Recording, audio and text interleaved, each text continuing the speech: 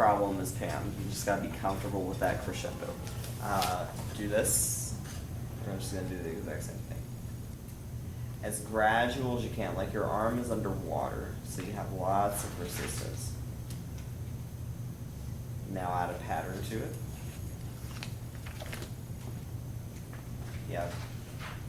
Again, that's not what it looks like. That looks good. That looks like a crescendo.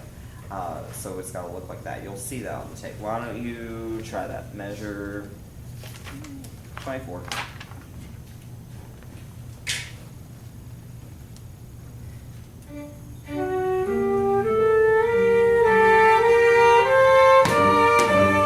Yeah, do it again. Yeah, so you just got to pace it, and then you can't. You don't want to back. What you did there before, when you gave the cue, was good. And I don't know if this is the cue you necessarily want to give. It works, but just think about that. Try one more time. Yep.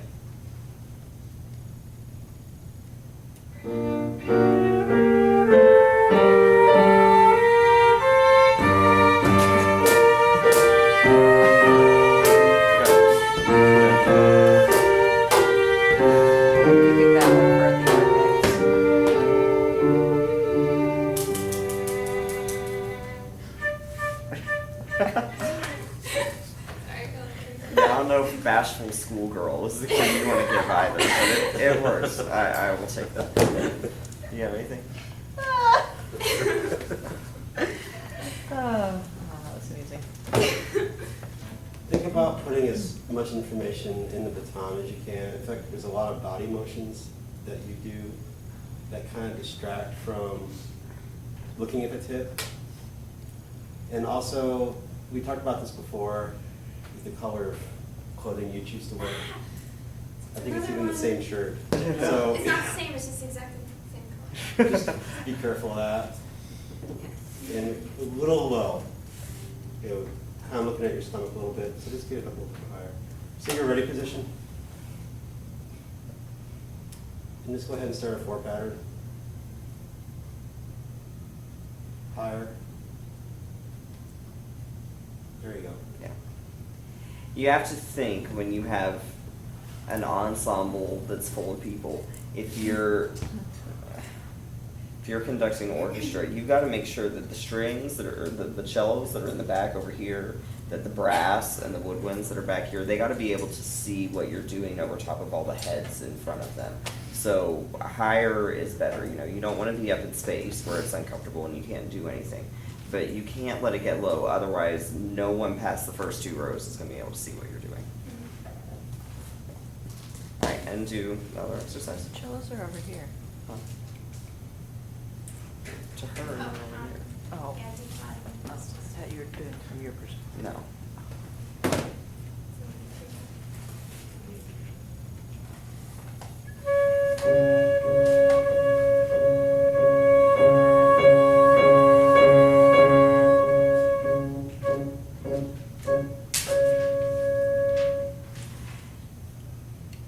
Thoughts?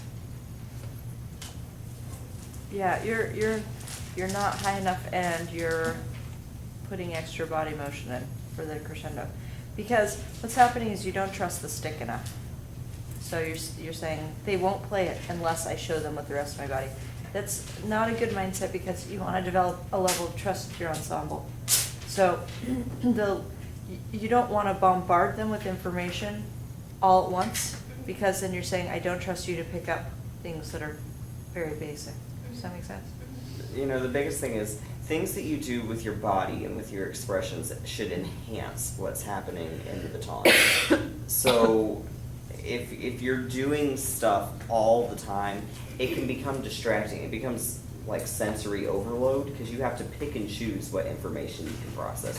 So the more information you can put in one thing, in this case the baton, you're going to load that with every bit of information because that one thing will hold our attention. Then when you need something else, your body movement will become more meaningful because it's something different. It's not the norm. So why don't you try it one more time?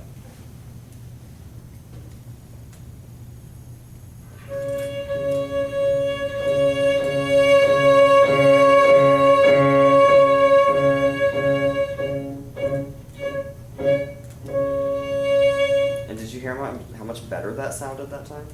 It was significantly better. Make sure you break the plane on the last note, the very last note. You went 1, 2, 3, 4, and then you locked, Oh. and the stick didn't break. So just be careful of that, because then they're forced to look at something else to figure out where the beat's gonna hit. So they end up looking at your arm or your wrist or something. So That all looked much clearer. yeah, okay, good job.